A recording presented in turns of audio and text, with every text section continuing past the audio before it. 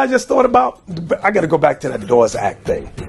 I got to go back to it because there's a movie out, Flower. Was it Death of the Flower Moon, about the Osage Indians, where Robert De Niro stars in it, Leonardo DiCaprio. What they were doing was they put him on a reservation. The reservation is dry. The American Indians are subject to alcoholism, drug addiction, things of that nature.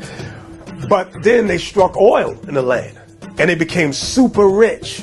And white folks said, you know what, that should be our money.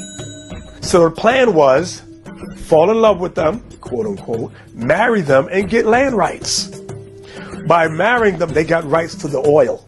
Now that thing is done in Jamaica, Liberia, Sierra Leone. I've seen it. When I've gone to these places, I would ask who owned, like I went into the mountains in Jamaica, who owns this, who owns that? They would say, oh, there's a white man, da-da-da-da. How would a white man own this?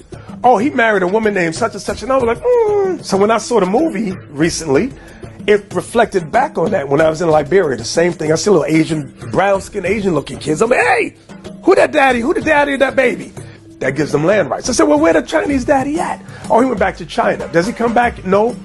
And now they go into court in Liberia and Ghana trying to sue the Chinese man who's now back in China, who has land rights. Okay, and I'm like, you can't make this stuff up.